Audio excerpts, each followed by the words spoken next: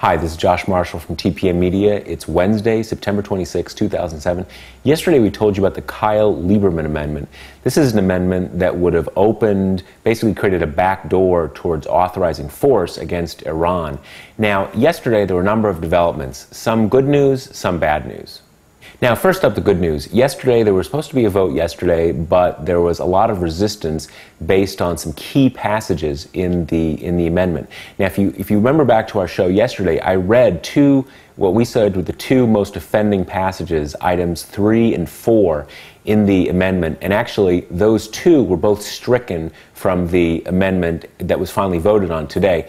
Senator Lieberman actually went to the floor today and announced that these two passages had been removed. Take a look. Because some of our colleagues thought that paragraphs 3 and 4 of the sense of the Senate may have opened the door to some kind of military action against Iran, Senator Kyl and I have struck them from the amendment. That is not our intention here. In fact, our intention here is to increase the economic pressure on Iran and the Revolutionary Guard Corps, so we will never have to consider the use of military to stop them from what they are doing to kill our soldiers. So after that change took place, the amendment finally went to a vote just about an hour ago, little after 1 o'clock this afternoon, and the final vote count was 76 to 22. So you can expect overwhelmingly Republicans voted for it, 2 voted against it, Senators Hagel and Lugar. The Democrats split about 50-50. Senator Clinton voted for it, Senator Reid voted for the amendment, Senators Biden and Dodd voted against it. Obama was not present. So by taking out that language, they took out the key language that really made this a de facto use of force resolution that was going to pass through the U.S. Senate. But what it left in place was designating the Iranian Revolutionary Guards, particularly what's called the Al-Quds Force, a terrorist organization. And this is what stuck in Senator Webb's craw, what he thinks is still the problem with it. He outlined again his objections shortly after Senator Lieberman spoke. Take a look.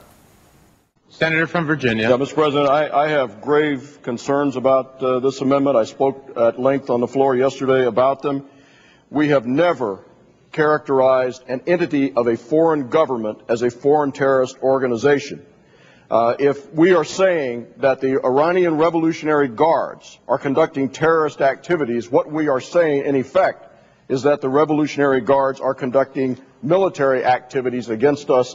This has the danger of becoming a de facto authorization for military force against Iran. We haven't had one hearing on this. I recommended yesterday that the amendment be withdrawn so that we could consider it in the appropriate committees, and I would oppose its passage and hope that we can get further discussions in committee. So you can see Senator Webb's basic point. He's got a number of problems with the amendment, but the key one that remains is the idea of designating a foreign army as a terrorist organization. Now, we have ways of dealing with hostile military forces and ways of dealing with hostile terrorist organizations.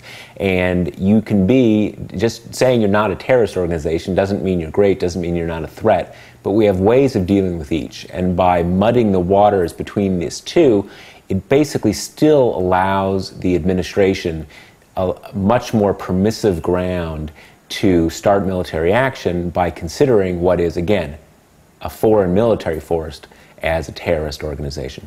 So that's the bottom line. The news we brought you yesterday, the key language in the Kyl-Lieberman amendment ended up being removed, and it passed overwhelmingly just shortly after noon today on Wednesday.